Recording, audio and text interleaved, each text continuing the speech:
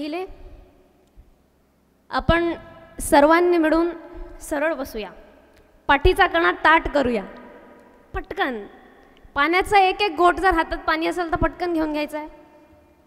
आणि आता ज्यांना ज्यांना शक्य होऊ शकेल त्या सगळ्यांनी दोन्ही हात आपले वर करायचे, दोघी हात वर करायचे आणि जोरदार जयघोष करायचा आहे. जय भीम, जय शिवराय, जय भारत, जय संविधान. अराजकतेच्या पार्श्वभूमीवरती मूर्तिमंत शिवराज्य उभं करणाऱ्या जिजाऊ माँसाहेब, त्या कालखंडामध्ये ज्या कालखंडामध्ये स्त्रियांवरती 10 पटीनं जास्त अन्याय अत्याचार होते, घराच्या वेशीच्या बाहेर पाय टाकायचं नाही, अनेक अनेक प्रकारचे घटक होते, सगळ्या बाजूने स्त्रियांनाच दमवलं जायचं. आणि प्रत्येक धर्मामध्ये जर जागतिक स्तरावरती पाहिलं, मी एका धर्माला नाही बोलणार तर सगळे धर्म इथून तिथून जागतिक पद्धतीने सर्वकडे चहूकडे पुरुषसत्ता माजलेली होती. अशा त्या कालखंडात त्या अराजकतेच्या पार्श्वभूमीवरती मूर्तिमंत शिवराज्य उभं करणाऱ्या अशा प्रतिनिधी निर्माण करणाऱ्या जिजाऊ माँसाहेब, शेतकऱ्याच्या मिरचीच्या देठालाही हात लावाल तर तुमचे हात कलम केले जातील, असे स्वतःच्या सेनेला बजावणारे, शेतकऱ्यांचा विचार करणारा एकमेव राजा छत्रपती शिवाजीराजे भोसले. आज ज्यांचा बलिदान दिवस आहे, मी नेहमी सांगते, ना गुढी हवी ना पाडवा, ना गुढी हवी ना पाडवा हवा, कारण प्रत्येकाच्या घरावरती फक्त आणि फक्त भगवाच राहणार, कारण संभाजी महाराजांचा हा बलिदान दिन आहे, बलिदान दिन आहे. मग त्यांचे स्मृती प्रित्यार्थ त्या कालखंडामध्ये हिंदवी स्वराज्य निमित्ताने त्यांनी काय केलं, तर त्या हिशोबाने भगवा किमान मराठ्यांच्या घरी तरी असावा, जे परिवर्तनवादी विचार मानत नाही, पण गुढी पाडवा तुम्ही सोडा आणि फक्त भगवा तरी लावा, एक नवी चालना मिळेल. अशा आज त्यांच्या बलिदान दिनानिमित्ताने आपण ज्यांच्या आहेत सिंहाच्या जबड्यात घालून हात मोजिंदात ही मराठ्याची छत्रपती संभाजीराजे भोसले. मी नेहमी सांगते, प्रत्येक व्यक्ती स्वतःचा विचार करतो, परंतु सर्वात प्रथम ज्याने स्त्रीचा फार बारकाईने, फार तळागाळातून ज्या व्यक्तीने विचार केलेला आहे आणि ज्याच्याबद्दल नेहमी म्हटलं जातं, गुलामाला गुलामीची जाणीव करून द्या म्हणजे तो बंड करून उठेल, आम्हाला तुम्हाला गुलामीची जाणीव करून देणारे विश्वरत्न डॉक्टर बाबासाहेब आंबेडकर. पृथ्वी ही शेषाच्या मस्तकावर अतरलेली नसून कामकरी कष्टकरी समाजाच्या तळहातावर असलेली आहे, हा विज्ञानवादी विचार मांडणारे साहित्यरत्न अण्णाभाऊ साठे. वडिलाने मुलगा नाही शिकविला तोही पापाचा भागीदार झाला, जैसे जन्म देणे कर्तव्य त्याला तैसेची शिक्षण देण्या गत्याची, अशी ग्रामहितेतून शिकवण देणारे राष्ट्रसंत तुकडोजी महाराज. दगडाच्या मूर्तीत देव नसून तुमच्या आमच्या देव आहे, ही शिकवण देणारे राष्ट्रसंत गाडगे बाबा.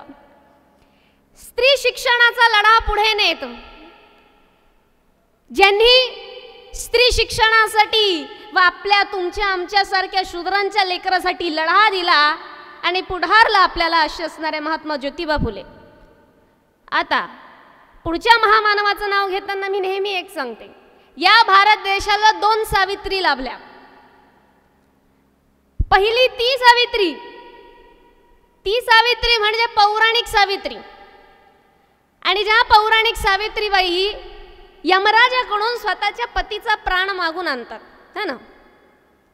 या भारताच्या अनेक ठिकाणी आपण विसरून जाऊया सध्या की आपण आंबेडकरवादी विचारधारेचे आहोत. आपण आता हा विचार करूया की आपण फक्त भारताचे एक सामान्य नागरिकांनी आपल्याला चहूकडून ऑब्झर्वेशन करायचंय. तर या भारताला 2 सावित्री लाभल्या. पहिली सावित्री ती जी पतीकडून यमराजाकडून स्वतःच्या पतीचा प्राण मागून आणते, आणि त्या सावित्रीसाठी 70% महिला आज सुद्धा कुठली पूजा करतात, वटवृक्षाची, वटपौर्णिमेची सावित्री. तर झाडाला ते कोणत्या तरी प्रकारचे धागे दोरे बांधून की जेणेकरून माझ्या पतीचा प्राण खूप जास्त त्याचं वय वाढायला पाहिजे. मी विचार करते जितक्या प्रकारचे धागे बांधशील तितकं 200 वर्ष जगणार आहे का तो? किती वर्ष जगेल नेमका मला ते समजत नाही. किती व्रत करशील किंवा कुवारा कन्या की कशासाठी करतात की लग्नाच्या अगोदर जर सावित्री पौर्णिमा वटवृक्षाची जर पूजा वगैरे केली तर मला खूप जास्त चांगला पती प्राप्त होईल. ती पूजा करणाऱ्यांच्या फारकत्या होताना पाहिलंय मी स्वतः वकील आहे. मग आता एक सावित्रीबाई अशा झाल्या ज्यांनी यमराजाकडून स्वतःच्या पतीचा प्राण मागून आणला. त्या पौराणिक कथा आहेत, पौराणिक कथेतून आहेत. आता याला पॉझिटिव्हली घेताना मी असं घेते की खरोखर भारतीय स्त्री आधीच्या काळापासून स्वतःच्या पतीवरती किती निष्पाप आणि निस्वार्थ असं प्रेम करायची आणि आजही करते, हे आपण पॉझिटिव्हली घेऊया. पण एक सावित्री अशा लाभल्या, एक सावित्री अशा लाभल्या ज्याने शिक्षण रूपी अमृत प्राशून प्रत्येक स्त्रीला अजर अमरच करून टाकलं. आणि अशा त्या सावित्रीबाईंचे वारसदार आपण आहोत. अशा असणाऱ्या सावित्रीबाई फुले त्यांच्याच सोबत त्यांच्याच पावलांवरती पाऊल टाकत जिथे अनेक धर्मातले लोक, प्रत्येक धर्मातले लोक स्त्रियांना मागे ओढायला पाहतात, परंतु त्यांनी कोणत्याही प्रकारचं न जुमानता शिक्षणाचा लढा पुढे देणाऱ्या अशी प्रथम महिला शिक्षिका फातिमा बी शेख. त्यानंतर असं म्हटलं जातं की संतांची जी वारकरी संतांची चळवळ आहे त्या संतांच्या वारकरी संतांच्या समतेच्या आणि बंधुत्वतेच्या समतेवरती जर कुणाचा प्रभाव असेल तर या जगामध्ये सर्वात प्रथम समता आणि बंधुत्वता आणि याचा आध्यात्मिक वारसा म्हणावं किंवा खरं सत्य असणारं मानवतेचं ज्ञान जोपासणारे आणि नेणारे असे असणारे गौतम बुद्ध. आणि त्याच गौतम बुद्धांचा वारसा म्हणजे वारकरी संत मांदियाडी असतील किंवा भारतातले अनेक संत मांदियाडी ज्यांच्यामध्ये अनेक सूफी संतांचं सुद्धा नाव येतं, सूफी संतांचं देखील नाव येतं. आणि असे असणारे सर्व संत मांदियाडी आणि त्यांचे प्रतिनिधी म्हणून संत तुकाराम महाराज, या सर्व महामानवांना व जितकेही तळागळातील महामानव असतील त्या प्रत्येक महामानवांना मी त्रिवार अशा पद्धतीचं वंदन करेन. आज आपण सर्वजण इथे बहुजन हितकरणी सभा आयोजित राजाभाऊ खोब्रागडे व त्याचबरोबर असणारे आपले मान्यवर कांशीराम यांच्या जयंती पर्वानिमित्ताने उपस्थित आहोत. आणि त्याचबरोबर योग म्हणजे छत्रपती संभाजी महाराज यांचा बलिदान दिवस याच्या निमित्ताने सुंदर अशा या कार्यक्रमाचं आयोजन करण्यात आलेलं. आणि मुख्यतः आजचा विषय म्हणजे काय, महिला मुक्ती कोण पथे. डॉक्टर बाबासाहेब आंबेडकरांचं पुस्तक आहे की मुक्ती कोण पथे, पण आपण त्यामध्ये सुंदर असा विषय दिलेला आहे महिला मुक्ती कोण पथे. नेमकं महिलांचं म्हणणं काय किंवा महिलांची मुक्ती कशात आहे. आणि मुक्ती तर मिळाली पण मुक्तीचे पथ कोणते कोणते आहेत. ज्या महिलेने स्वतःची मुक्ती दर्शवलेली आहे, तिला स्वतःचा पथ प्राप्त आहे, ती दुसरीला कशा पद्धतीने पथ प्राप्त करून देईल. मग हा नेमका प्रश्न आपल्याला पेचत पडणार आहे. महिला अध्यक्ष आहेत, महिला मार्गदर्शक आहेत, महिला प्रस्तावना करणाऱ्या आहेत, महिला सूत्रसंचालन करणाऱ्या आहेत, महिला मुख्य मार्गदर्शिका आहेत, ऐकायला सुद्धा बहुतांश महिला आहेत. म्हणून बायांचा कार्यक्रम आहे. एकाच्या दृष्टिकोनातून कसा बायांचा कार्यक्रम आहे. बाया स्टेजवर, बाया खाली, बाया बोलणाऱ्या. आपण काय करायचं माणसाने जाऊन. ही दृष्टिकोन मी परत सांगते, खानदेशचा भाग वेगळा येऊन जातो, विदर्भाची विचारधारा आणखी मराठवाड्याची विचारधारा आणखी वेगळी येऊन जाते. मग मी सगळे भाग लक्षात ठेवता म्हणते. आमच्या खानदेशमध्ये सर्वात जास्त तीव्र पद्धतीने स्त्री दास्यत्व असेल किंवा जातीभेद असेल किंवा धर्मभेद असेल हा तीव्र पद्धतीने, म्हणून मी त्या दृष्टिकोनाला नजरेत ठेवून आहे. कारण नॉर्थकडचा तो भाग आणखी वर जातो ना, वरती तितकंच उत्तरेकडे जास्त भेद आहे. मग आता बायांचा हा कार्यक्रम आहे आणि त्याच्या माध्यमातून आपल्याला कशा पद्धतीने समानतेचा आणि मुक्तीच्या पथाचा मार्ग बघायचा आहे त्यासाठी आपण सर्वजण उपस्थित आहोत. As per international perspective of women empowerment, we cannot apply each and every international perspective to Indian women. जागतिक दर्जावरचे जितकेही स्त्रीचे मुक्तिपथ आहेत ते प्रत्येक मुक्तिपथ आपण भारतीय नारीला नाही लागू करू शकत. कारण भारतीय नारीची जडणघडण वेगळी आहे, भारतीय नारीची ऐतिहासिक पार्श्वभूमी वेगळी आहे, भारतीय नारीमध्येच वेगवेगळ्या प्रकारचे प्रकार आहेत. एक गोष्ट नेहमी लक्षात ठेवायची, या कालखंडाला पाहता सांगते, सुंदर स्त्री तुम्हाला जागोजागी मिळेल, कारण स्त्रीचं स्वरूपच निसर्गाने निर्माण करताना सुंदर स्वरूपात निर्माण केलेलं आहे. प्रत्येक स्त्री तुम्हाला सुंदर स्वरूपात मिळेल, परंतु प्रतिभावान स्त्री ही तुम्हाला खूप कमीत कमी मिळेल. प्रतिभावान स्त्री ही तुम्हाला फार कमीत कमी मिळेल. आणि प्रतिभावान बनण्यासाठी तिच्या स्वतःचं सर्वात मोठं योगदान लागतं. तिला किती जरी ढकललं, अरे जा ना बाई अभ्यास करणं, अरे जा ना बाई हे करणं ते करणं, अगं उठ न गं हे करणं, पण तिच्या स्वतःचं ते योगदान लागतं सर्वात जास्त. आणि अशा प्रतिभावान स्त्रियांच्या आज मधोमध मी बसलेली आहे आणि आपण सर्वजण सुद्धा त्यांना ऐकलेलं आहे. मग आता जे जागतिक दर्जावरचे मुद्दे आपण इथे घेऊ शकत नाही, म्हणून आज आपण पाहणार आहोत महिलांची थोडक्यात असलेली ऐतिहासिक पार्श्वभूमी आपल्या भारतीय व त्याचबरोबर वैचारिक दृष्टिकोन कशा पद्धतीने मुक्तिपथाला आपल्याला लागू करता येईल. त्याच्या अगोदर आपण हे जाणून घेऊया की नेमकं मुक्ती म्हणजे काय, मुक्तीची परिभाषा काय. सगळ्या लोकांनी इहलौकिक मुक्तीची परिभाषा दिलेली आहे. इहलौकिक किंवा लौकिक म्हणजे काय, मटेरियलिस्टिक सोर्सेस, वरवरच्या पद्धतीने सांगणारी. कशी, तुम्ही जर या देवाचं कराल, या तीर्थक्षेत्रावर जाल, या नदीमध्ये जाल, अशा पद्धतीचे कार्य कराल तर तुम्हाला मुक्ती प्राप्त होईल. याला म्हटलं जातं इहलौकिक मुक्ती, जी लोकांनी निर्माण केली आहे. आता मी परत म्हणेल, हे सगळे शब्द प्रत्येक धर्माला लागू होतात. असं केल्याने तुम्हाला नक्कीच मुक्ती प्राप्त होईल. पण आपण काय करतो, हे इहलौकिक पद्धतीने करतो. एक वेळेस मी माझ्या जीवनामध्ये तिथे जाऊन आलो, ते दर्शन घेतलं, ते बघून आलो म्हणजे मला मुक्ती मिळाली. असं आहे का? पण खरंच याच्यात मुक्ती आहे का?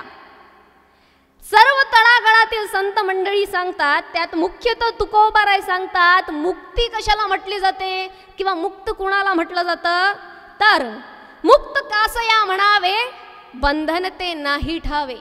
ज्याला कुठल्याही प्रकारचं बंधन उरलेलं नाहीये त्या व्यक्तीला मुक्त म्हटलं जातं. ज्याला सामाजिक, आर्थिक, शैक्षणिक, त्याचबरोबर राजकीय असेल, आध्यात्मिक, कोणत्याही प्रकारचं बंधन उरलेलं नाहीये त्याला खऱ्या अर्थाने मुक्त म्हटलं जातं. आणि अशा मुक्तीच्या पथाला आज आपल्याला सर्वांना बघायचंय.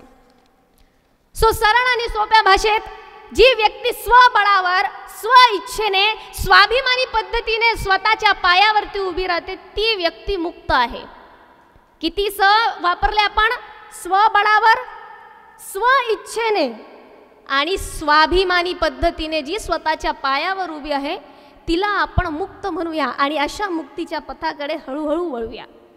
ज्या पद्धतीने आमच्या मृणालताई यांनी आपली ऐतिहासिक पार्श्वभूमी सांगितली की त्या ऐतिहासिक पार्श्वभूमीमध्ये गौतम बुद्धांच्या कालखंडानंतर जसा वैदिक कालखंड येत गेला तसं तसं महिलांवरचे अन्याय अत्याचार वाढू लागले. त्यातही प्राचीन इतिहासामध्ये आपल्याला कुठे कुठे मातृसत्ताक सापडते, प्राचीन इतिहासात सापडते, फार रेअरेस्ट ऑफ रेअर. पण जसा वैदिक कालखंड निर्माण झाला तिथून पूर्णतः पितृसत्ताकची निर्मिती झाली. जिथे पाहावं तिथे प्रत्येक ठिकाणी पितृसत्ता. आता सोप्या सरळ भाषेत जर पितृसत्ता सांगायचं झालं तर प्रत्येक धर्मामध्ये एक कुठला तरी देव किंवा देवाचा प्रतिनिधी कोणता तरी धर्मग्रंथ किंवा कोणत्या तरी धर्माची रचना करतो आणि ते लिहितो. आणि तो कोण असतो? पुरुष. प्रत्येक धर्मग्रंथात किंवा धर्मामध्ये तो व्यक्ती धर्मग्रंथ लिहितो किंवा धर्माची रचना करतो किंवा ते रूल्स रेग्युलेशन्स निर्माण करतो. तो व्यक्ती कोण असतो? तर तो असतो पुरुष. त्याचबरोबर त्या व्यक्तीला कोणतं तरी आगळं वेगळं दैवत्व दिलं जातं आणि त्याला असामान्य अशा पद्धतीची पदवी दिली जाते आणि ती पदवी घेणारा कोण असतो? पुरुष. त्याच्यानंतर काही कालखंडाने त्याचे वारसदार निर्माण होतात आणि त्या वेगवेगळ्या पद्धतीच्या आवृत्त्या निर्माण करतात त्याच धर्माच्या. ते कोण असतात? पुरुष. आजता काय होतं म्हणजे आतापर्यंत जितक्याही प्रत्येक धर्माच्या आवृत्त्या निर्माण झालेल्या आहेत त्या सगळ्या धर्मांच्या आवृत्त्या निर्माण करणारा कोण आहे? पुरुष. मग पुरुष कोण आहे? जो पुरुष सजग आहे, त्याला स्वतःची राजकीय, वर्चस्ववादी आणि आर्थिक भूमिका स्पष्ट आहे. प्रत्येक पुरुषाला स्वतःची आर्थिक, राजकीय आणि वर्चस्ववादी भूमिका स्पष्ट आहे. आणि ही स्त्री काय आहे तर ही महिला प्रत्येकाच्या ज्या रूढीवादी परंपरा आहे ती स्वतः स्वीकारते, फॉलो करते, स्वतः त्याची राखणदार बनते आणि त्याची गुलामगिरी स्वीकारते. पुरुष हे निर्माण करतो आणि ऐकणारी कोण? स्त्री. पुरुष सगळी व्यवस्था निर्माण करतो, गुलामगिरी स्वीकारणारी कोण? स्त्री. कारण स्त्रीला त्या बाबतीमध्ये कधी जागरूक केलंच नाही आहे. बरं, इतकंच नाही तर या ऐतिहासिक पार्श्वभूमीमध्ये फक्त लौकिक धर्मच नाही आहेत. आता मी ज्या धर्मांचं वर्णन करते ते लौकिक धर्म आहेत, लोकांनी स्वतःच्या स्वार्थासाठी निर्माण केलेले धर्म. मग फक्त हे धर्म आणि हे शास्त्रच नाही आहेत, तर लोकांध विश्वासाने निर्माण झालेल्या सुद्धा रूढी आहेत. आता लोकांध विश्वासाने निर्माण कशा होतात या रूढी? जसं की सती प्रथा ही कुठल्याही धर्मग्रंथात नाहीये, ना भागवतात आहे, ना वेदांमध्ये आहे, ना पुराणांमध्ये आहे, ना उपनिषदांमध्ये आहे. या सती प्रथेचं वर्णन कोणत्याच धर्मग्रंथामध्ये नाही. मग सती प्रथा आली कशी, लागू कशी झाली? तर सती प्रथेचं वर्णन भागवत कथेमध्ये, शिवपुराणामध्ये. मी एवढं का बरं स्पॉन्टेनियसली सांगू शकते, मी स्वतः एक कथाकार आहे. मी ह्या सगळ्या कथा केलेल्या आहेत. मी शिवपुराण केलेलं आहे, मी रामायण केलेलं आहे आणि मी सगळं बारकाईने वाचलेलं आहे. मग तिच्यामध्ये वर्णन येतं पार्वतीच्या पतीचं. पार्वतीचे पती महादेव आणि पार्वतीचे वडील राजा दक्ष. दक्ष ज्या वेळेला पार्वतीला आणि महादेवला यज्ञासाठी बोलवत नाही, पार्वती रागामध्ये दक्षाच्या यज्ञात जाते आणि स्वतःची आहुती देऊन देते. आणि तेव्हा तिचा अवतार असतो सती नावाचा. मग सतीने स्वतःच्या पतीसाठी आहुती दिली. आता याच्यामध्ये काही लॉजिक लागतंय का या प्रथेवरती आणि याच्यामध्ये? पण लोकांनी निर्माण केलं की आपली पती कोणत्या परक्याने बघू नये, काही होऊ नये, म्हणून हे लोकांनी निर्माण केलं. हे ते धर्मशास्त्रात किंवा ग्रंथात नव्हतं, त्यांनी निर्माण केलं, नाव दिली सती प्रथा. आणि अशा पद्धतीने या सती प्रथेची निर्मिती झाली. आणि निर्माण करणारी कोणी दुसरं तिसरं नसून ही ब्राह्मणी व्यवस्था होती. आणि त्या ब्राह्मणी व्यवस्थेला पूर्ण घालणारे सर्व बहुजन समाज. आणि आजपर्यंत तेच करत आलेले आणि आज देखील बहुजन समाज तेच करतोय. आणि मग एवढीच ही पार्श्वभूमी नसून तर नेमकं या संपूर्ण मुक्तिपथाला क्षीण करण्यात आलं. अगोदरच बोलली, पुरुषांनी या व्यवस्थेची निर्मिती करावी, महिलांनी ॲक्सेप्ट करावं, फॉलो करावं आणि स्वतः याचा रखवालदार व्हावं. कोणता पुरुष रखवालदार होतो का? महिला रखवालदार होते. महिला कशी रखवालदार होते? महिलाच महिलेला सांगेल तुला काय करायचंय तुझ्या आयुष्यात. महिलाच महिलेला सांगेल अगं बाई खूप वर्षांपासून ही परंपरा चालत आलेली आहे, मी सुद्धा केली, तू सुद्धा कर, अशी आपलीच आई आपल्याला सांगणार. खूप वर्षांपासून मी हे सहन करत आलेली आहे, मी सहन केले, तू बी सहन कर, अशी सासूच सुनेला सांगणार. आता मी माझा अनुभव सांगते. माझे कीर्तना सगळे ओबीसी समाज असेल, हिंदू समाज असेल, त्याच ठिकाणी प्रत्येक ठिकाणी होत असतात. मासिक पाळीचा विषय कळला की बायांचे तोंड खाली जातात. माय हे काय बोललं, कीर्तनातून मासिक पाळीचा विषय असं. अनेक आपल्या अनेक समाजातील महिला सुद्धा आहेत ज्यांनी शिक्षण घेतलेले, सगळ्या पद्धतीच्या त्या वरचढ आहेत, तरी सुद्धा ते स्वतःचे तोंड झाकतात की मासिक पाळीचा विषय कसं काय. हे का? महिलाच महिलेला सांगते, महिलाच या बाबतीत रखवालदार आहे म्हणून सांगते मासिक पाळी आलेली आहे म्हणून देवघरात नको जाऊ पण भांडे घास. मासिक पाळी आलेली आहे म्हणून हे शुभ कार्य नको करू पण कपडे धुई. अशा पद्धतीचे अन्याय अत्याचार आज सुद्धा चाललेले आहेत बहुजन समाजामध्ये, आज सुद्धा आहेत. आणि ते लोक त्यातून बाहेर पडतच नाही, त्यातून बाहेर पडतच नाही. मग सांगणारी कोण? महिलाच महिलेला सांगणारी आहे आणि महिलाच महिलेला मागे ओढणारी आहे. मग आता महिला या ठिकाणी काय सांगते? ए बाई मी समाजात राहत आलेली आहे आणि तुला सुद्धा याच समाज व्यवस्थेमध्ये जगायचंय म्हणून समाजाशी बंड करू नको. अशा पद्धतीने ही महिला रखवालदार बनते पुरुषांच्या व्यवस्थेची. पुरुषाच्या व्यवस्थेची रखवालदार ही महिला बनते. आणि या सगळ्या गोष्टीतून महिलांची अवनती होते, सामाजिक, आर्थिक, राजकीय, मानसिक आणि आध्यात्मिक. आता अगोदरच्या काळामध्ये राजकीय आणि आर्थिक अवनती याचा तर तुम्ही विषयच धरू नका, कारण महिलांना कोणत्याच प्रकारची राजकीय पार्श्वभूमी नव्हतीच, ना राजकीय वारसा सुद्धा नव्हता, काहीच नव्हतं, व्हॅल्यूच नव्हती कोणत्याच बाबतीत नाही. म्हणून आपण आता ऐतिहासिक पद्धतीने सामाजिक व त्याचबरोबर मानसिक आणि आध्यात्मिक कशा पद्धतीने क्षीण झालं किंवा अवनती झाली महिलांची ते आपण पाहूया. आता बहुतांश बंधनांशी आपण सर्वजण सुपरिचित आहोत, त्याचा जो इफेक्ट आहे तो आपल्याला आज सुद्धा बघायला मिळतो. सोप्या सरळ भाषेत काय काय सामाजिक अवनती होती किंवा काय काय सामाजिक बॅकवर्डनेस होती तर सगळं आपल्याला मृणालताईंनी सांगितलंय. सती प्रथा असेल, केशव्यापन प्रथा असेल, देवदासी प्रथा असेल की देवाच्या नावाने तिला दासी बनवायचं आणि ब्राह्मणांनी त्याचा उपभोग घ्यायचा, पुजाऱ्यांनी त्याचा उपभोग घ्यायचा, असे अनेक प्रकारचे असतील. त्याचं सुवर्जन आपण जर आताच्या जगामध्ये पाहिलं तर तुला पिक्चर साईन करायचं असेल तर ऑफकोर्स ती मी टू जी आत्तापर्यंत होतच आलेली आहे. त्याच्यानंतर अनेक प्रकारचे उपभोग घेण्यात येतात.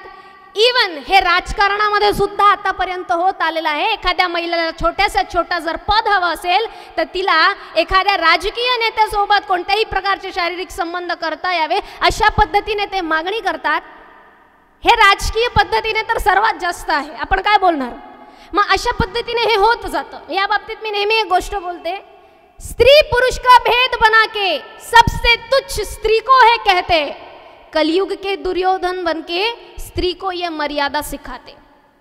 दुर्योधनाने काय केलं होतं, ये माझ्या मांडीवर बैस, असे अनेक प्रकारचे कार्य दुर्योधन हसला होता द्रौपदीला.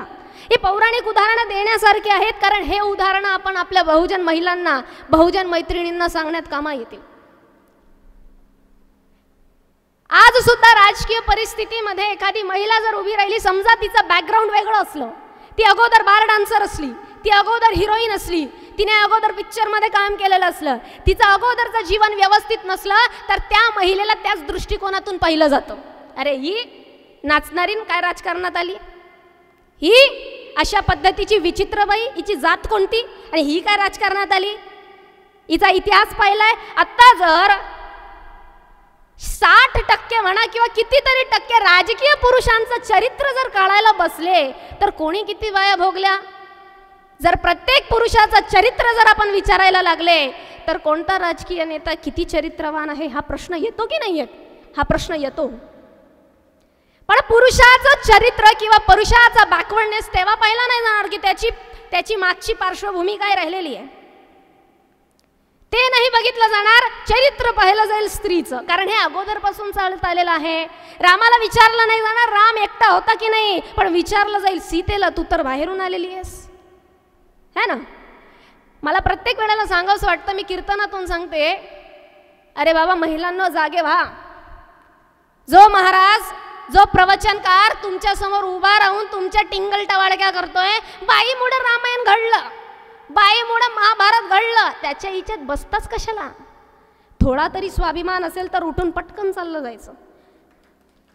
महिलांमुळे रामायण घडलं, महिलांमुळे महाभारत घडलं. पांडवांना विचारलं तुला कोणी सांगितलं तिथे सट्टा पत्ता घेणायला, कोणी पांडवांना प्रश्न विचारणार नाही. प्रश्न विचारला जाईल तो द्रौपदीला. द्रौपदी हसली, म्हणूनच तर महाभारत घडलं.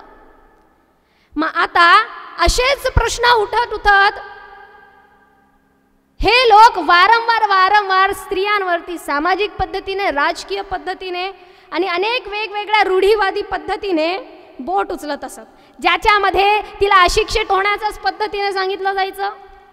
तिने संस्कृत काय तिने शिकूच नाही, तिने हातात शस्त्र घेऊ नये, तिला घटस्फोट देण्याचा अधिकार नाही, तिला फक्त आणि फक्त तिने स्वतःच्या पतीच्या वेगवेगळ्या प्रकारच्या बायका पाहिच्या, पण तिला घटस्फोट देण्याचा अधिकार नाही. असं चालायचं सगळ्या पद्धतीने. आणि स्त्रीला मार्गदर्शन करण्याचा अधिकार नाही, स्त्रीला कथा करण्याचा अधिकार नाही, प्रवचन करण्याचा अधिकार नाही. याच्या बाबतीत मी तुम्हाला माझ्या स्वतःचं उदाहरण देते. आता माझी जी आई आहे ही अगोदरपासून फार देवभोळी आहे. कारण लहानपणापासून त्यातच वावरलेली, लहानपणापासून त्यातच असलेली, म्हणून आईची इच्छा होती की मी कीर्तनकार कथाकार बनाव. आई वृंदावनला फिरायला गेली असताना एक मोठे कथाकार होते, मी नाव नाही घेत, तिथे गेले आणि विचारलं, मेरी बेटी को मुझे कथाकार बनाना है. बाबा म्हणाले, क्या बेटी को, लड़कियां ये कर नहीं सकती. बोले आजकल जितनी भी कथाकार लड़कियां दिख रही है ना. आता हे कोणत्या साली विचारलं माहिती आहे का तुम्हाला? मी असेल तरी 9 किंवा 10 वर्षाची असेल आणि 2002चा माझा जन्म. तुम्ही लेटेस्ट अंदाजा लावू शकता 2014-15 या काळातली ही गोष्ट आहे. मग आता आईने विचारावं, मेरी बेटी को मुझे कथाकार बनवाना है तो क्या आप उन्हें सिखाएंगे? बोले ये गलत है, लड़कियों ने कथा नहीं करना चाहिए, व्यास गद्दी पर बैठने का अधिकार लड़कियों का है ही नहीं, क्यों बिठा रहे हो? मम्मी म्हणाली, इतक्या बाकीच्या मुली करतायत त्यांचं काय? नाही बोले, जितनी भी लड़कियां कर रही है, ये प्रवचन करने का अधिकार नाही आहे. आता सुद्धा आहे ते चालतंय, ते सगळं छुप्या पद्धतीने सगळं काही चालत असतं. आईने ठाणलं आता कथाकार तर बनवूनच राहील आणि कीर्तनकार सुद्धा बनवूनच राहील. मग त्यानंतर घरी आलो. माझे वडील हे ज्येष्ठ वकील होते, ते 2020 सालीच वारले. आणि मग वडिलांनी अनेक प्रकारची पुस्तकं आणलेले होते आमच्या घरामध्ये. अगोदरपासूनच पुस्तकांचा छंद. मग आध्यात्मिक पुस्तकं वेगळे, आयडिओलॉजिकल बुक्स वेगळ्या, फिलॉसॉफिकल बुक्स वेगळ्या वेगळ्या अशा पद्धतीने होत्याच. मग आईने सांगितलं, चला घरच्या घरीच अभ्यास करायचा, घरच्या घरीच पुस्तकं निर्माण करायचे, 2-3 कीर्तनं बघायचे मोठ्या मोठ्या महाराजांचे आणि त्या हिशोबाने कीर्तनाची निर्मिती करायची. मग अभंगावरती अभंग जोडून तशा पद्धतीने कीर्तनाला सुरुवात झाली. आता त्यातही मी ठणकावूनपणे मुद्दा मांडत असायची. अगोदरपासूनच संविधानिक विचार हे मुरलेले होते आणि तो महिलांचा मुद्दा मांडत असताना नंतर आमच्या घरी मीटिंग भरायची मोठ्या मोठ्या लोकांची, जे स्वतः कीर्तनकार असायचे. माई साहेब, मी तुम्हाला 10 अशी उदाहरणं देऊ शकतो ना की जेणेकरून महिलांना अधिकारच नाही आहे गादीवरती उभं राहायचा. ही नारदीय गादी आहे.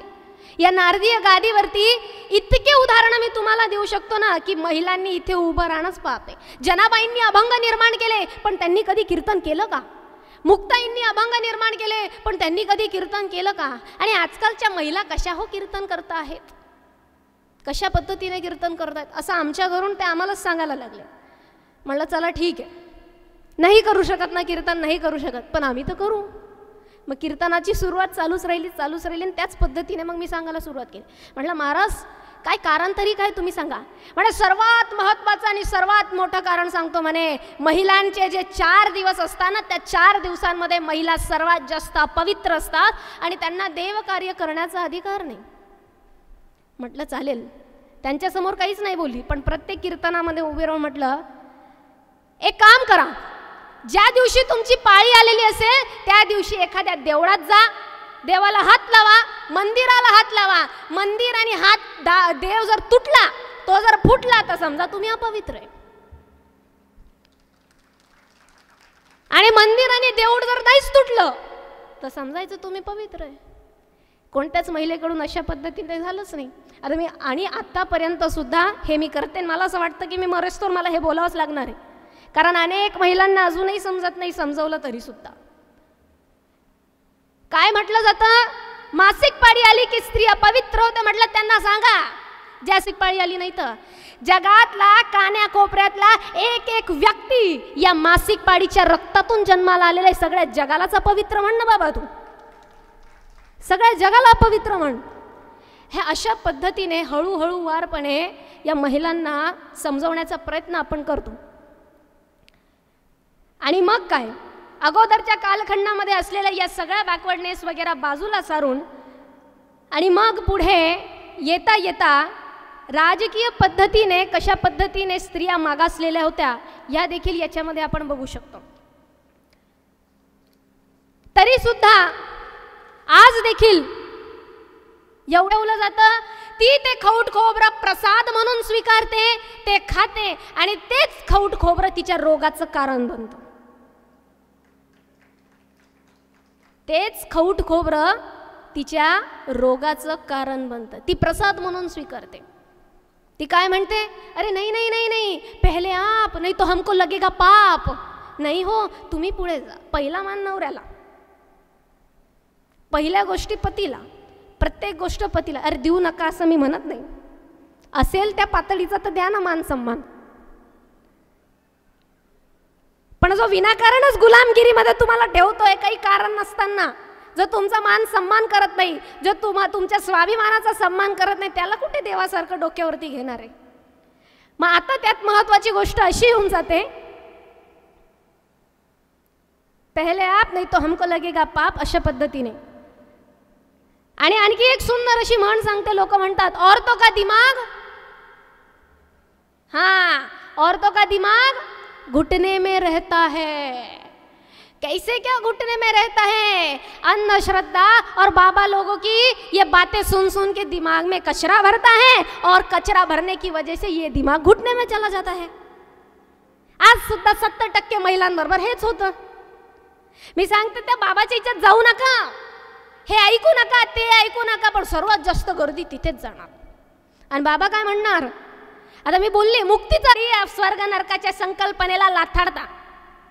काय स्वर्गामध्ये काय सांगितलंय पुराणांमध्ये आणि ग्रंथांमध्ये? स्वर्गामध्ये अप्सरा, मेनका, अनेक प्रकारच्या अप्सरा आहेत. तिथे अमृत प्राशन करायला मिळत आहे. एवढी सुंदर संकल्पना स्वर्गाची आहे. मेल्यानंतर तुम्ही स्वर्गात जाल, तुम्ही मेल्यानंतर स्वर्गात जाल. म्हटलं अरे खाली बी बाया आणि वरती बी बाया, खाली सुद्धा वासनेच्या संगतीमध्ये राहायचंय आणि मेल्यानंतर सुद्धा वासनेच्या संगतीत जायचं आहे. गौतम बुद्धांच्या तत्वज्ञानापासून तर वारकरी संत मानेआडीपर्यंत वासनेला लाथाडता. आम्हाला त्याग हवा. कशा पद्धतीचा त्याग हवा? तर आम्हाला कोणत्याच प्रकारच्या वासना आमच्या आजूबाजूला नको. वारकरी संत मानेआडी सुद्धा हेच सांगतात, आम्हाला या प्रकारच्या वासना नकोय, आम्हाला स्वर्ग नको आणि तुमचा नरकही नको. आमचा स्वर्गही भूतळावरती आहे आणि नरकही भूतळावरती आहे.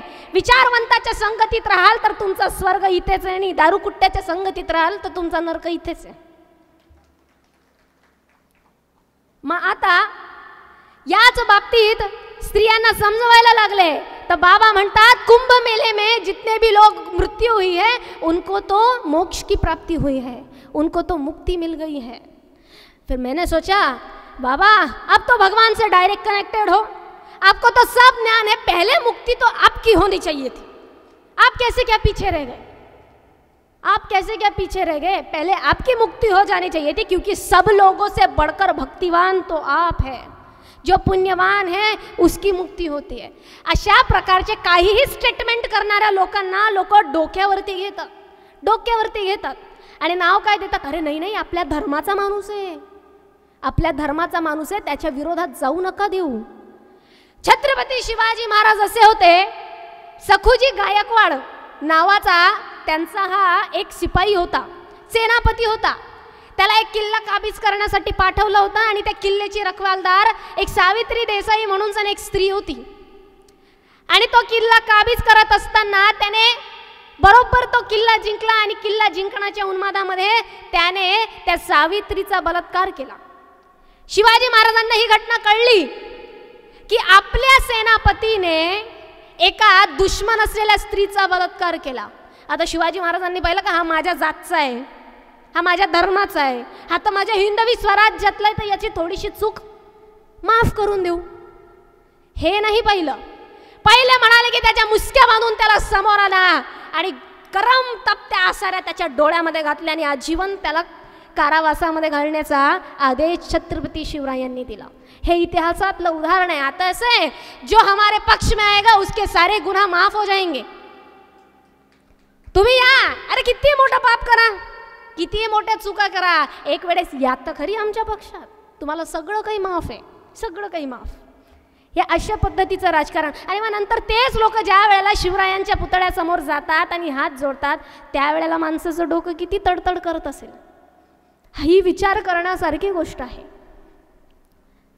आणि म्हणूनच असले स्टेटमेंट करणारे लोक की यांना मुक्ती मिळाली असं झालं, अरे मुक्तीच्या गोष्टी तुम्ही आम्हाला सांगू नका. तुमचा अनुभव किती, तुम्ही बोलताय किती आणि कुणाला सांगताहेत याचं भान असणं आवश्यक आहे. परंतु स्त्रियांना या बाबतीत सर्वात जास्त जागरूक करणं आवश्यक आहे आणि ह्याचं कार्य करायचं आहे, या मुक्तीच्या पथाला लावायचं आहे. आता महत्त्वाची गोष्ट, मग नेमकी मुक्तीचा पथ आपल्याला दिसेल कसं, कशात मुक्ती आहे? फार शिक्षण घेतलेलं आहे महिलेने, ती एज्युकेटेड होते म्हणजे मुक्ती मिळाली का? ती खूप शिक्षित होते आहे म्हणजे तिला मुक्ती मिळाली का? त्याच्याच बरोबर इंटरनॅशनल वुमेन्स डे 8 मार्चला आपण साजरा करतो. त्यांनी पदवी बहाल केलेली आहे व्यवस्थेने, प्रस्थापितांनी सांगितलेले की नाही आपण वुमेन्स डे महिला दिन ऐसे मनाएंगे वैसे मनाएंगे. प्रस्थापितांनी इंटरनॅशनल वुमेन्स डे याचा आमिष महिलांना दाखवावं आणि आमिष दाखवून बघा आम्ही स्त्रीचा किती सन्मान करता, आम्ही स्त्रीला किती मान सन्मान करता, अशा पद्धतीचा आमिष दाखवला आणि इंटरनॅशनल वुमेन्स डे सेलिब्रेट होतोय. याचा अर्थ आपल्याला मुक्ती मिळाली का? त्याच्यानंतर प्रश्न उठतो की मी शिकून जॉब करायला घराबाहेर पडली म्हणजे मला मुक्ती मिळाली का? महिला आघाड्यांवर, अनेक संघटनांवर, अनेक पक्षांमध्ये स्त्रिया पदाधिकारी बनल्या म्हणजे मुक्ती मिळाली का? किंवा ती मुक्तीच्या पथावर आहे का? मी मॉडर्न आहे, मी वेस्टर्न कपडे परिधान करते किंवा मी हेअर कट केलेला आहे, अनेक प्रकारचे वेस्टर्नायझेशन मी वरवर परिधान केलेले म्हणजे मला मुक्ती मिळाली का? किंवा ज्या ठिकाणी, ज्या धर्मस्थळी मला जायला निषेध केला जातो आहे त्या ठिकाणी मी जाते आहे, एक वेगळ्या प्रकारची क्रांती करते आहे म्हणजे मला मुक्ती मिळाली का? इथवरच मुक्ती संपते का? ही मुक्तीची सुरुवात आहे निश्चितच, हे रिॲक्शनरी आहे, केलंच पाहिजे. Education is important, job is important, being modern is also important, being westernize it's also important, each and everything is important. पण हीच मुक्ती आहे का असा प्रश्न येतो की इथे मुक्तीचा पथ संपला का? तर पुढे जाणून घेऊया की नेमकी मुक्ती आपण म्हणायची तरी कशाला, सामाजिक दृष्ट्या मुक्ती कशाला म्हटली जाईल? समाज कंटकांना न जुमानता रूढीवादी आणि परंपरावादी दांभिक मानसिकतेच्या विडख्यात न अडकता स्वतःच्या अभ्यासावर विश्वास ठेवून स्वतःचे तत्व जपणे म्हणजे आपली खरी मुक्ती आहे. तर मी परत साधारण भाषेत सांगते. रूढीवादी, जिजाऊ साहेबांनी रूढीवादी, परंपरावादी, जितकी ही दांभिक परंपरा आहे, जेही लोक शिवता माय मी तर विधवा आहे कशी काय पूजा करू? म्हटलं बाई आता बोलली, याच्यानंतर माझ्या कथेत आणि कीर्तनात विधवेचं कारण नको देजो. मी विधवा कशी काय करू याचे परिणाम आज सुद्धा आपल्याला बघायला मिळतात. मग त्या काळात किती असतील, पण राणी दुर्गावतीने सगळं जुगारून टाकलं. एवढे असंख्य असे बांधलेले ब्रिजेस, पूल्स, त्याच्यानंतर वेगवेगळ्या प्रकारचे जे हौद वगैरे असतील, सामान्य जनतेच्या पाण्याची सोय असेल, एवढी सुंदर अशी राजकीय व्यवस्था सामान्य जनतेसाठी राणी दुर्गावती यांनी केलं. त्या आहेत खऱ्या मुक्तीपथावरती. त्याच्यानंतर 18व्या शतकामध्ये कोणी केलं तर सावित्रीबाई फुलेंचं अजिंक्य असलेला पथ. काय होता सावित्रीबाई फुलेंचा अजिंक्य असलेला पथ? तर गोरगरिबांच्या मुलींना, प्रत्येक मुलीला शिक्षण द्यावं आणि शूद्राच्या लेकरांना. बरं आणखी एक सांगते, 4 वर्णाश्रम होते, ब्राह्मण, क्षत्रिय, वैश्य आणि शूद्र, आणि त्याच्यानंतर होते अतिशूद्र. शूद्र जातीत कोण कोण येतात? आमच्यासारखे लोक, कुणबी, तेली, माळी, हे जितकेही लोक आहेत ते शूद्रांमध्ये येतात, ओबीसी जाती जमाती. आणि ज्यांना वर्णाश्रमातच घेतलेलं नाही आहे, डायरेक्ट अतिशूद्रामध्येच टाकून दिलेलं आहे, ते अस्पृश्य वगैरे सगळे समाज. एवढ्या हाय लेवलची कॅटेगरी होती, तरी सुद्धा त्या काळखंडामध्ये एवढा विद्रोह करून सावित्रीबाई फुलेंनी निर्माण केला तो मुक्तीचा पथ. स्वतःच्या पतीच्या पावलाबरोबर पाऊल टाकून, डोक्याचा पदर, कपाळावरती कुंकू, हातामध्ये पुस्तक, लोकांनी अंगावरती शेण फेकलं, लोकांनी अंगावरती पथ स्वतःचा ते निर्माण केला. महात्मा फुलेंनी लाख त्यांना फोर्स केला असेल, लाख त्यांना सांगितलं असेल, पण कोणी निर्णय घेतला? त्यांनी स्वतः निर्णय घेतला. तो होता मुक्तीचा पथ. एवढंच नाही तर खरा मुक्तीचा पथ आध्यात्मिक दृष्ट्या जर बघायचा झाला तर सर्वात जास्त आध्यात्मिक हानी महिलांची करण्यात आलेली आहे.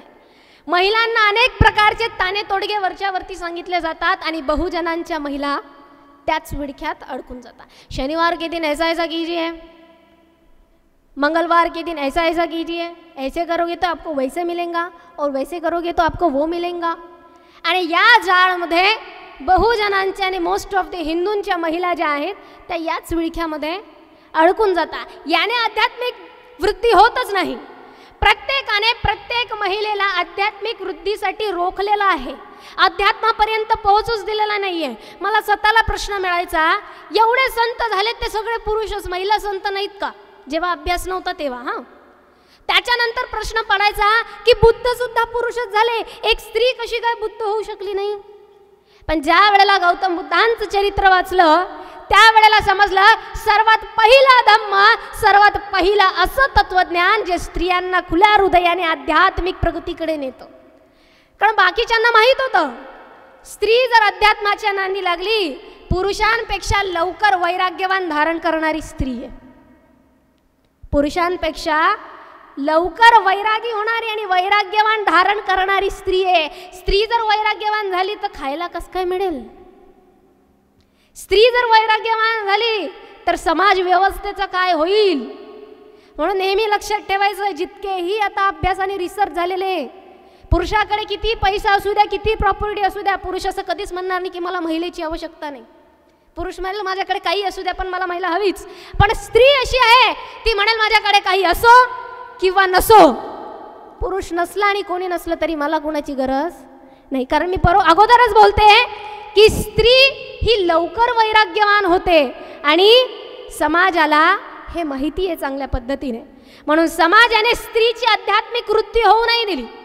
पण मग याचा अर्थ असा आहे की मुक्ती प्राप्त करायची म्हणून घरदार सोडून द्यायचं? स्त्रीचं सामर्थ्य, स्त्रीची सहनशीलता आणि स्त्रीचं जे ते कर्तव्य आहे तेच मुळामध्ये तिचं मुक्तिपथ एका प्रकारे असतंच. पण फक्त थोडं यात किंचित बाबी बघायची असतात. जे आध्यात्मिक दृष्ट आहे, समाजाला माहिती होतं, ब्राह्मणी व्यवस्थेला माहिती होतं, स्त्रीला जर आध्यात्मिक दृष्टीतून मोठा होऊ दिला तर ती संत मीराबाई होईल आणि बंड करेल, ती संत जनाबाई होईल आणि बंड करेल. संत मीराबाईंनी कशा पद्धतीने बंड करावा? एका राजपूत सवर्णीय म्हणून संत मीराबाई जन्माला आल्या, म्हणाले कृष्णच माझा पती आहे, मी सगळ्या मनुष्यांना नाकारते. परिवाराने समजावलं लग्न कर, तरी सुद्धा संत मीराईंनी ऐकलं नाही, मला नाही करायचं. कसा मसा संसार थाटला तरी मीराई म्हणायच्या मला यांच्यामध्ये ध्यान द्यायचंच नाहीये, मी चालली जाते. मीराबाईंचं तेज तो वाढू लागलं. मीराबाई सगळीकडे भक्तीचा प्रचार प्रसार करू लागली आणि सगळ्या पुजाऱ्यांचं तेज मात्र खाली पडू लागलं. कोणीही मात्र पुजाऱ्यांकडे जात नव्हतं, त्यांचे चेहरे पटापट उतरत होते मीराबाईंच्या एवढ्या आध्यात्मिक आणि भक्तिवान कार्यामुळे. मग लोकांनी बघितलं एक स्त्री एवढी जर भक्तिवान होते तर काय करावं? त्यात संत मीराबाईंना घरातून हाकलून देण्यात आलं. मीराबाई निघाल्या आणि एका अस्पृश्य समाजातील संत रोहिदासांना स्वतःचा गुरु म्हणून स्वीकारला. आज सुद्धा 70% महिलांच्या मनामध्ये जातीभेद आहे. हा तुम्ही या समाजाची का, आम्ही या समाजाची. पण त्या काळामध्ये एक सवर्णीय महिला म्हणून गुरु कुणाला स्वीकारावा? संत रोहिदासांना स्वीकारला. तो केला होता मीराबाईंनी विद्रोह, तो केला होता मीराबाईंनी बंड. त्याच्यानंतर महाराष्ट्रातल्या संत जनाबाईंचा बघा एक अभंग तुम्ही ऐकला असेल, डोईचा पदर आला खांद्यावरी, भरल्या बाजारात जाईन मी. त्या काळामध्ये जनाबाईंवरती अनेक आरोप लावण्यात आले, अनेक प्रकारचे चोरीचे आरोप असतील, सगळे आरोप लावले असतील. जनाबाई म्हणतात कोण आला मला रोखणारा, भक्तीच्या मार्गावरती चालणारा? हा डोक्यावरचा पदर येऊ द्या माझ्या खांद्यावर, मला फरक नाही पडत, तरी सुद्धा भरल्या बाजारात जाईल. बाजारात जायला मला रोखता, घेणं देणं नाही. जाईल म्हणजे जाईल, मी बंड करेल, मला जे करायचंय मी तेच करेल. समजतंय? संत जनाबाईंचा विद्रोह तुम्ही कितीही रोखला तरी मला माझ्या मनाला जे आवडतंय, जे मला करायचंय मी तेच करणार. या संत मांदियाळी, या संत महिला होत्या त्यांच्या मुक्तिपथावरती. त्या कालखंडाला जर आपण बघितलं तर तोच एक सुंदर असा मुक्तिपथ होता. आणि जर आता आपण राजकीय पद्धतीने जर बघितलं की राजकीय मुक्तिपथ कशा पद्धतीने निर्माण होईल, तर ऐतिहासिक दृष्ट्या पाहता पुन्हा जिजाऊमा साहेबांचंच उदाहरण येतं की जिजाऊमा साहेब एवढं सुंदर अशा पद्धतीने की एक स्त्री राजकारण कशा पद्धतीने चालवू शकते. शिवाजी महाराज प्रत्येक मोहिमेला जाण्याच्या अगोदर जिजाऊ साहेबांच्या सोबत बसून प्रत्येक मोहीमचं डिस्कशन करत असत, बोलत असत. ज्या वेळेला कुणाला अटक झाली त्यावेळेला जिजाऊ साहेबांनी स्वतः घोड्यावर तलवार हातात घ्यावी आणि त्यांना वाचवायला जावं. ही एवढ्या प्रकारची क्रांती जिजाऊ साहेबांनी राजकीय पद्धतीने केलेली होती. एवढंच नसून आताच्या काळामध्ये जसं आमच्या ताई म्हणाल्या, वुमेन्सला काय केलं जातं, ऑब्जेक्टिफाय केलं जातं. स्त्रीचं शरीर, तिला शरीराच्या ढाच्यामध्ये घाललं जातं. आणि स्त्री कशी आहे तर स्त्री सुंदर आहे, स्त्री कशी आहे तर स्त्री कोमल आहे, स्त्री कशी आहे तर स्त्री अबला आहे. म्हणून त्याच्या ग्रंथामध्ये वर्णन करताना म्हणतो, स्त्रीचा स्वभाव कुटील आहे, स्त्री फक्त भोगाची वस्तू आहे, स्त्री फक्त आसनासक्त आहे, स्त्री ही शुद्ध नाही तर अशुद्ध बुद्धीची आहे, स्त्री चुगलखोर आहे. आणि इतकंच नाही तर स्त्रीच्या मनामध्ये मत्सर असतो. एक वेळेला माझ्या मनातही विचार आला, म्हटलं अरे मी मुलींबरोबर राहते, मुली तर खरंच एक दुसऱ्यावर जडता, असा विचार आला. तुम्ही कदाचित ती एक ऐकली का गोष्ट, लहानपणापासूनच आम्हाला सांगण्यात यायची, कुणीतरी श्राप दिलेला आहे म्हणून बाईच्या पोटात कोणतीच गोष्ट राहत नाही. ऐकलंय ना? कुणीतरी श्राप दिलेला आहे म्हणून बाईच्या पोटात गोष्ट राहत नाही. हे समाजाने, समाज व्यवस्थेने अगोदरपासून निर्माण केलं. आता मी लहानपणापासून मुलांमध्ये राहत आली, म्हटलं त्या मुलाला काय म्हणून ज्याच्या पोटात गोष्ट राहत नाही, त्याच्या बी पोटात गोष्ट राहत नाही, त्याला काय म्हणावं? जो व्यक्ती पुरुष असून सण एक दुसऱ्याचा मत्सर करतो का? पुरुषांमध्ये बी सेम कॉम्पिटिशन आहे ना. माझं सांगण्याचा तात्पर्य असं आहे, जळणं, मत्सर करणं, एक दुसऱ्याला वेडं वाकडं बोलणं, हे काही जेंडर बायस नाही आहे. तुम्ही कोणत्या एका लिंगाला नाही म्हणू शकत, हे सगळ्यांमध्ये समान आहे. पुरुषही तसेच, स्त्रीही तशा, ट्रान्सजेंडरही तसे. प्रत्येकाचा ज्याची त्याची जडणघडण आहे त्याच्यानुसार वाढतो. पण या समाज व्यवस्थेने केलं काय? स्त्री अशी, स्त्री तशी. त्याचं लेटेस्ट उदाहरण जर बघायचं झालं, अरे ही गाडी कोण चालवत आहे रे? अशी कोण गाडी चालव? नक्कीच बाई गाडी चालवत अशी. कोणी दिली रे हिच्या हातामध्ये गाडी? अशी काय पापा की परी ऐसी क्या स्कूटी चला रही है? हिला तर गाडीच चालवता येत नाही. काय हे बाकीच्या मुलांना येत नाही, त्यांना काय म्हणसान? अरे ती प्रॅक्टिस तरी किती करते गाडी चालवायची? तिच्या घरचे तिच्या हातामध्ये गाडी किती देतात? ती किती कार चालवते? तिचं परफेक्शन किती आहे? प्रत्येक वेळेला तिचे आई वडील तिला सांगतात का जा प्रॅक्टिस कर, पण करण्यात काय आलं? स्त्रीने असं करणं, स्त्रीच असं करू शकते, महिलाच असं करू शकते, हे समाजामध्ये अगोदरपासून बिंबवण्यात आलं. आणि त्याचा दुष्परिणाम आज सुद्धा शिक्षित असलेल्या महिलांच्या मनावरती आहे. आणि ती घाबरते, यार नाही यार बाईचा स्वभाव असाच आहे, मी कसं काय करू, मी नाही करू शकत. त्यांनीच तो स्वभाव निर्माण करा आणि नंतर त्यांनीच त्या स्वभावाला कोसायची सुरुवात करावी.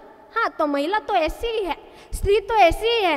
स्त्री ने बचपन से लेकर एखादे पुरुष के सामने ही रहना चाहिए, उस पर नियंत्रण होना ही चाहिए. अशा पद्धतीच्या व्यवस्था स्त्रियांसाठी, महिलांसाठी निर्माण केल्या.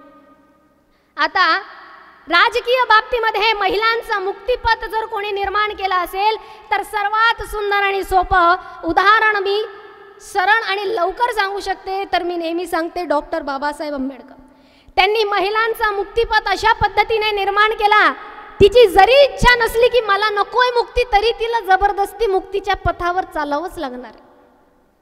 ती जरी म्हटली की मला माझ्या आई वडिलांच्या प्रॉपर्टीला नाव नाही लावायचं आहे, तरी जबरदस्ती तिचं नाव आपोआप लागणारच आहे. ती म्हटली की मी विवाह केलेला आहे आणि माझ्या पतीला मी सगळी प्रॉपर्टी देते, तरी कायद्यामध्ये अशी तरतूद आहे की एकाएकी पत्नीला स्वतःच्या नवऱ्याच्या नावावर प्रॉपर्टी करता येत नाही, अशी सुद्धा एक तरतूद आहे. म्हणजे बाबासाहेबांनी इतक्या बारकाईने विचार केला. बाबासाहेबांना माहिती होतं स्त्री साधी भोळी असते आणि भारतीय स्त्री तिच्या दुप्पटची साधी भोळी, तिच्यावरती कोणी वश करू शकतो. पण बाबासाहेबांनी बारकाईने विचार केला, स्त्री पुरुष समानता जर राखायची असेल तर किती पद्धतीने कितवर करावं. ह्या बाबासाहेबांनी आमच्या तुमच्यासाठी मुक्तीचा पथ निर्माण केलेला आहे. आणि म्हणून मी इतक्या अभिमानाने टीका लावून गळ्यात माळा घालून परिवर्तनवादी विचारधारा इथेही मांडते आणि तिथेही मांडते, अशा पद्धतीने घडते. त्याच्यानंतर मी आणखी उल्लेखनीय घटना सांगेल, उल्लेखनीय व्यक्ती सांगेल. जागतिक दर्जावरती महिलांच्या राजकारणाचा फोर्स ज्यांनी तयार केले ते म्हणजे मान्यवर कांशीराम.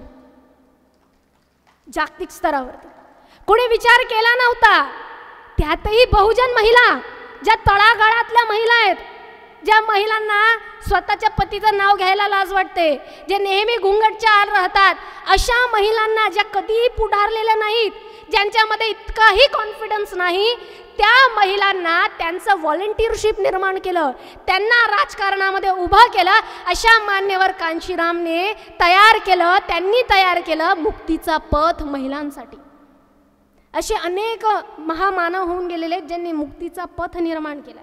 मग आपल्यासाठी एक महिला म्हणून आणि स्त्री म्हणून स्वतःचा स्वतः विचार करून स्वबळावर स्वाभिमानाने उभा राहणं हा आपला मुक्तीचा पथ तर आहेच. पण आणखी पुढे चालून सांगते, don't respect me because I am woman. फार बेसिक आहे, फार बेसिक आणि कॉमन म्हणून सांगते मी तुम्हाला. Don't respect me because I am woman, respect if I deserve it. मी एक महिला आहे म्हणून माझा मान सन्मान नका करू. मी जर त्या पातळीची असेल, खरंच माझा तेवढा अभ्यास असेल, तरच माझा सन्मान करा. नाही तर म्हणसान महिलाची राखीव जागा आहे, महिलाच्या राखीव जागेमध्ये महिला निवडून येते, नवरा सरपंच बनतो आणि पुरा राजकारण तोच पाहतो. मग अशा पद्धतीने नको. मी माझ्या स्वबळावर असली पाहिजे, माझं राजकारण मी पाहिजे. हां, विचार विनिमय सल्ले एक दुसऱ्यासोबत घेऊ शकतात, परंतु हे अशा पद्धतीने नाही. आणि आणखी पुढे चालून जर स्त्री पुरुष समान पाहून एकच मुक्तीचा पथ आहे. तुकोबाराय सांगतात, पुण्य परोपकार पाप ते परपीडा नाही जोडा दुजा यासी. पुण्य काय आणि पाप काय? नेहमी दुसऱ्यांचा विचार करून दुसऱ्यासाठी जगणं, दुसऱ्याचं कार्य करणं. माझी मुक्ती मला समजली आहे, पण दुसऱ्या स्त्रियांना मी कसं मुक्त करू, दुसऱ्यांना कसं मुक्त करू आणि दुसऱ्यांसाठी पथ कसा निर्माण करू, ह्या खरा मुक्तीचा पथ निर्माण केलेला आहे. आणि जिथे जिथे परपीडा होत असेल तिथे तिथे कशा पद्धतीने संघर्ष करून त्यांना न्याय मिळवून देऊ. मी स्वतःही मानव म्हणून जगेल, जे जे लोक मानव म्हणून जगत आहेत त्यांच्या संघर्षामध्ये साथ देईल. आणि इतकंच नव्हे, ज्यांच्यावरती मानव म्हणून अन्याय होतोय तिथे तिथे अन्यायाविरुद्ध बंड करेल आणि लढा देईल. हाच माझा मुक्तीचा खरा पथ आहे. जय जिजाऊ, जय शिवराय, जय भीम आणि जय भारत. हा महत्त्वाचा